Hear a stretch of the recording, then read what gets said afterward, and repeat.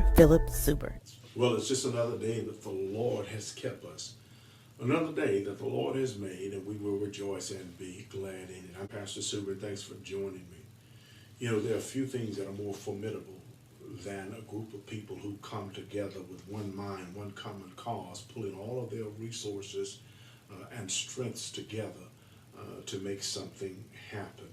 Even more greater than that is when the people of God come together in partnership to make the will of God revealed in our world today, who allow God to come in. But even still, I hold that one of the greatest examples, one of the most precious partnerships that you can see is when parents come together, allowing God to have dominion in their household and over their affairs. And such is the case with Isaac and his wife Rebekah. And we want to talk about that as we go back to the 25th chapter of Genesis, and we're going to pick up at the 22nd verse. So let's read that and then let's talk through it. In Genesis 25, beginning at verse 22, here's what the text says. The children struggled together within her, speaking about Rebekah. And she said, if it is thus, why is this happening to me? So she went to inquire of the Lord. And the Lord said to her, 2 nations are in your womb, and 2 people from within you shall be divided. And the one shall be stronger than the other, and the older shall rule or serve, the older shall serve the youngest. Speaking about partnering together in God's promise, the text lends itself to this principle that 2 people, 2 God-fearing people, are aware that God is working in their lives. Scriptures lend themselves to the power of 2 coming together under the umbrella of God. Ecclesiastes says 2 are better than 1. Amos asks this rhetorical question, can 2 walk together unless they agree? We have seen the power, both good and bad, when people come together. The Tower of Babel, earlier on in Genesis, when God's order was for the people to spread out and repopulate the earth, but they came together and decided that they were going to build this great tower, and they were fortified and making progress, and God had to come down and confuse their language because together they were fortified. We saw in the book of Acts when Ananias and Sapphira came together to deceive the church over what they were giving as an offering to the church.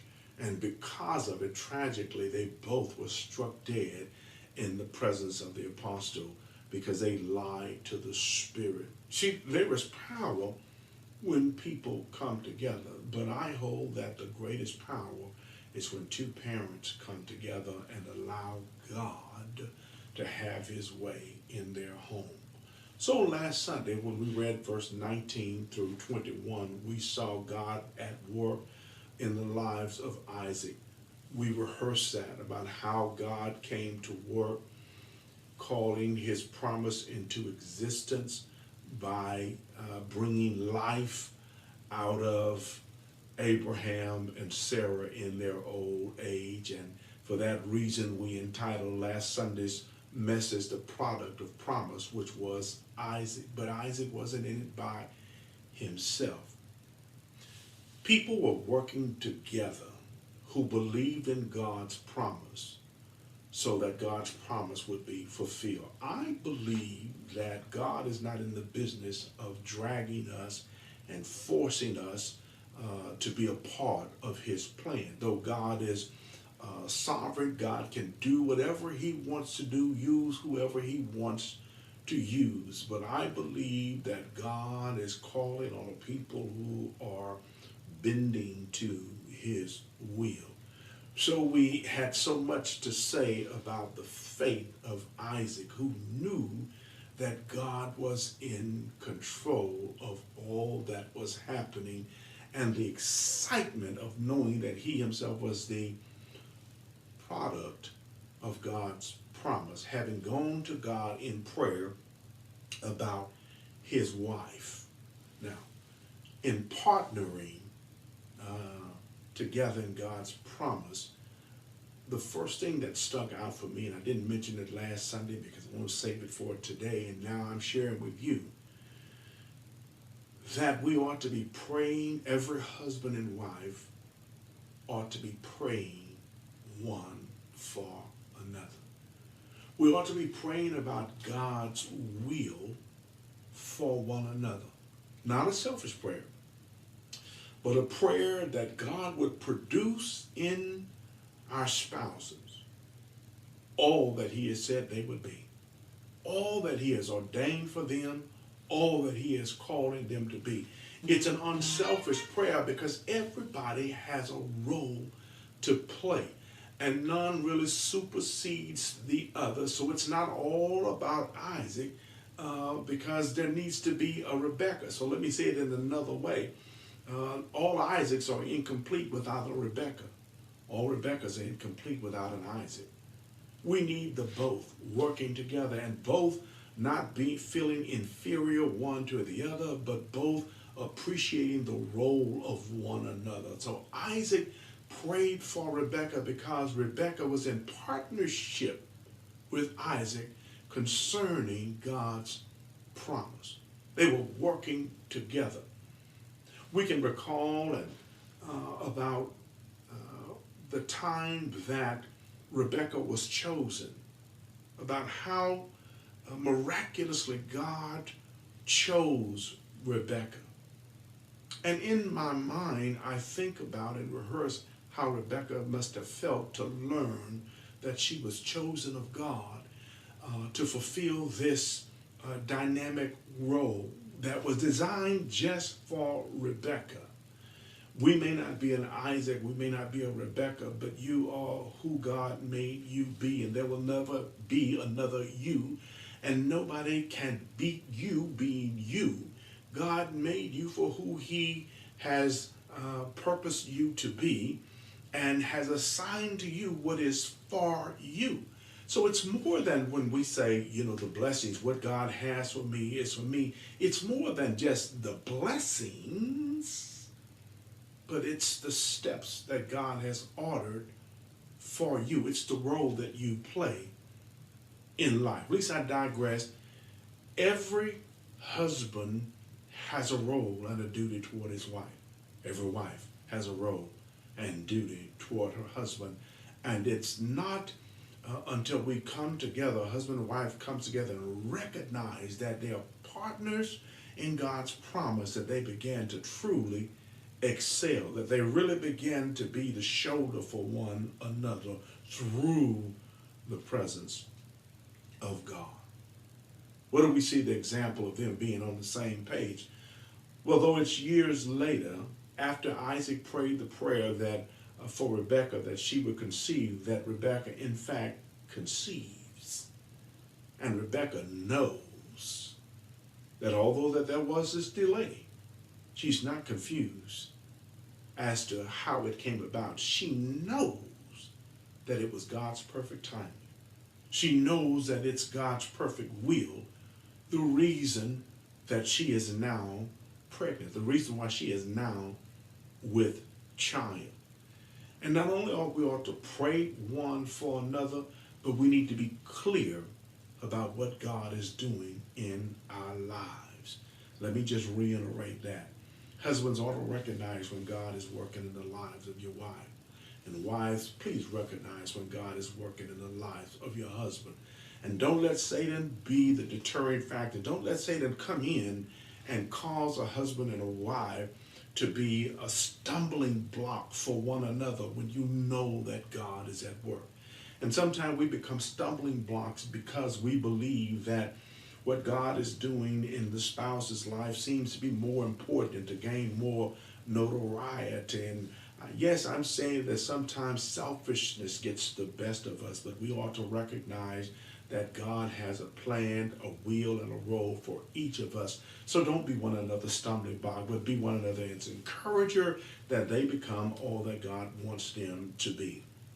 Rebecca is with child. She recognized um, that Isaac has prayed and God has answered prayer, so she knows that it's God's doing. But here's what I want to tell you, that when God's promises are in progress, things begin to change, and some things cause discomfort. And there's often discomfort associated with good growth. There are always growing pains. Every relationship goes through something because it is coming together. It is being molded and mended together. So there's always this breaking away or this conflict that happens. That's a part of it. And I want to say to you that sometimes people are so quick to say at the first glimmer of problems, of conflicts, people are so quick to run away. But I want to encourage you, stay there, hang in there, knowing that you are partnering together in the promise of God. This was not a pain that Isaac felt physically, but no doubt that he was involved in the emotional aspect, but it was a physical discomfort to Rebecca. So now I'm talking to the women here now.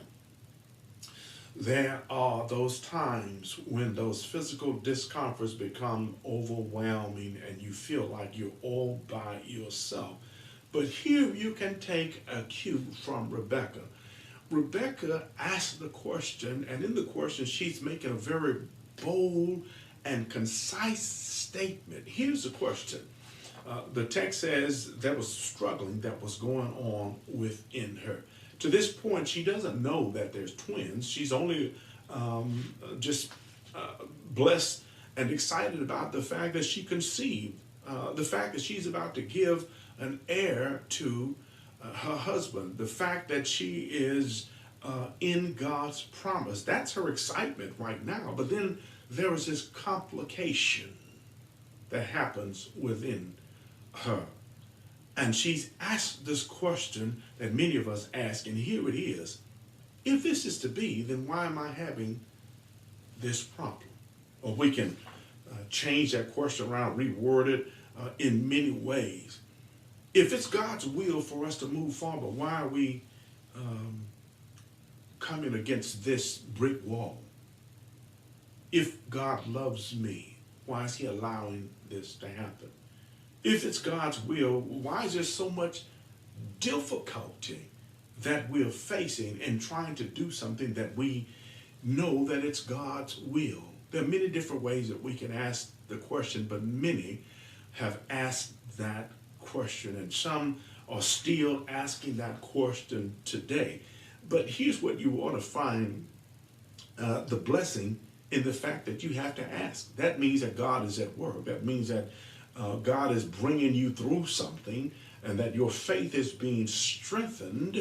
It is being proven because God is at work in you. And that's why James says, well, count it joy, when you fall into direst temptation. In other words, when things get tough, rather than becoming discouraged, get excited, because God is doing something in you, for you, and through you.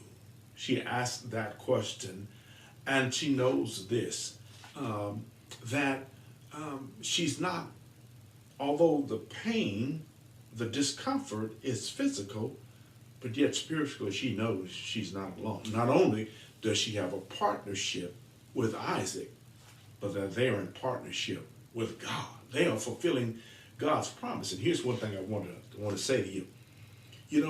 If anybody knows what's going on in something that God has initiated, it would be God. Nobody knows better what God is doing than God himself. And God is moving, God is changing, God is delivering, God is transitioning, taking us through something to bring us to something. Oh, I'm excited about that.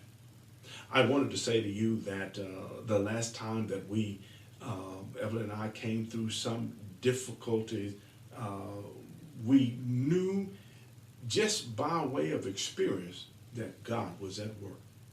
In the past, earlier on, when things would happen, when difficult things would happen, we would become upset and just kind of going through the normal emotions and whatever. But we have learned that when things begin to happen, because we're in partnership with God, we know that God is in the mix, whether it is his intended will or permissive will. We know that God is in the mix, and we know that God is in control. Regardless to how things turn out, what's going on, we know that God is in control. And I believe that there's some witnesses today who are listening to my voice who can say we too have gone through a lot of ups and downs. And the one thing that we have learned, no matter what, that because we are in partnership with God, God is in control, and God always knows what's best for us. So what does she do? Does she go and consult others to find out what's going on? I'm not saying others may not be able to give you good advice, but I just want to hold and press this point that if anybody knows what God is doing, it would be God himself. What does she have under her belt? Rebecca have under her belt? Rebecca knows that, first of all, God initiated this. It was in response to my partner Isaac's prayer that God initiated. I know that God has included me in his promise from the moment that they came, Abraham's servant, came looking for me. So I know that whatever's going on, which causes me to say, if it is to be so, I know that it is God at work. And so the next thing that we see is that Rebecca goes to God in prayer, just like her partner. Just like Isaac went to God in prayer because he was concerned about what or the progression of God's promise. At this point, Rebecca is concerned about a possible problem that may slow down or threatens God's promise. Every mother, a woman who has ever given birth or attempted to give birth could empathize or sympathize with Rebecca. There's so many individuals, so many women who have struggled, who have had difficult birth, who are pregnancies. There are some who end in tragedy, some that end with a stillborn, who could say, I know the fear. I know the anxiety that sets in. And sometimes that comfort cannot be found outside, but certainly comfort and clarity can be found with God. And so she goes and she prays to God. Now here's the thing that's so awesome. When we're partnering with in the promises of God, not only partnering with our mate, our spouse, but partnering with God himself, co-laborers, if you will. But oftentimes that we're surprised. You see, when we find out all that God is doing, we know that God does incredible things. But did you know that God does exceeding and abundantly above all we can ask or think? Watch Rebecca. Rebecca goes with the concern that she is having difficulties with her pregnancy because they're struggling. But even the word struggling indicates two opposing forces. And it was mind-blowing for her to learn that God wasn't just blessing her with one, but with two. Let me say this. Sometimes we become so consumed in trying to figure out the problems of the little things, that we fail to see that the reason why there is discomfort is because the blessing is bigger than what we thought.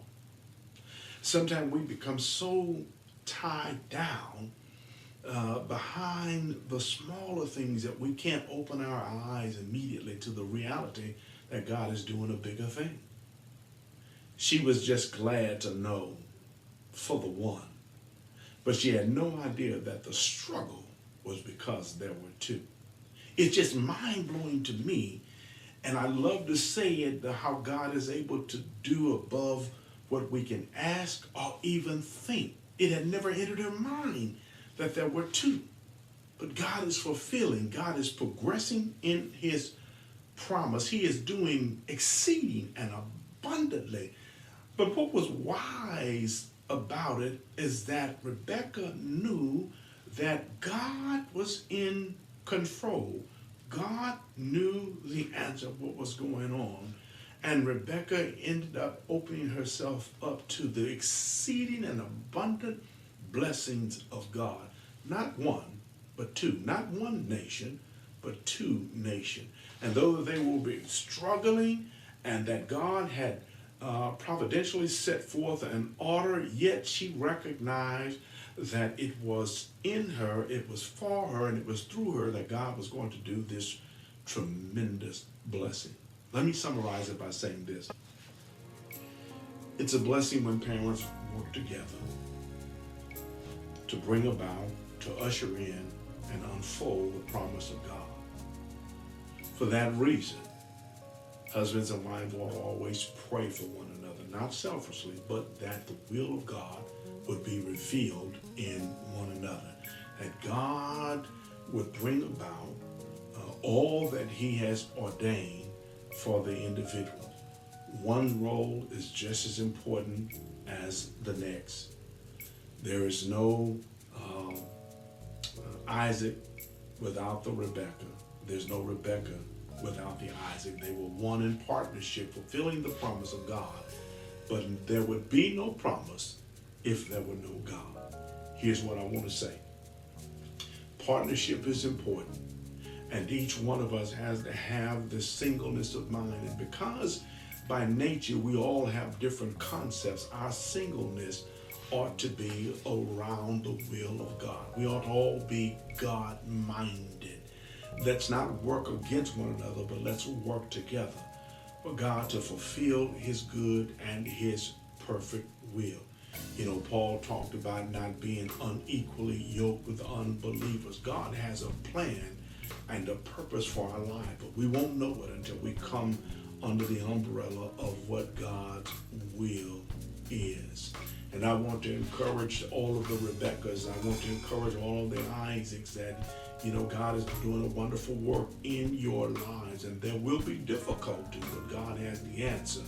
And don't become so stagnated with the one that you are not open to receiving the multiple blessings that God has for you. Well, I hope this has been a blessing to you. Until we meet again, may God bless you and may God keep you. Would you repeat after me? Therefore, my beloved brethren, be ye steadfast, unmovable, always abounding in the works of the Lord, for as much as you know that your labor is not in vain in the Lord.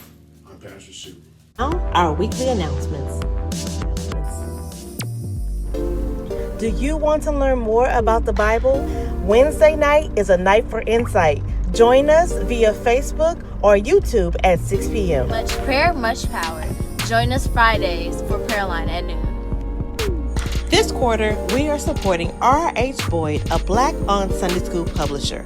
For your new Sunday school book, go to Amazon.com or contact us about mailing out a hard copy. Then follow along with Reverend Eric Carter for 6 p.m. Saturday's Sunday School Review. Sharing the gospel has never been easier. Make sure you're subscribed to our Facebook and YouTube channels and then share. Our church is supported by tithes and offering. Text GIVE to 832-303-8442 or visit Strait.life for more ways to give. Thanks again for listening, and we pray that your life has been changed by our encounter today.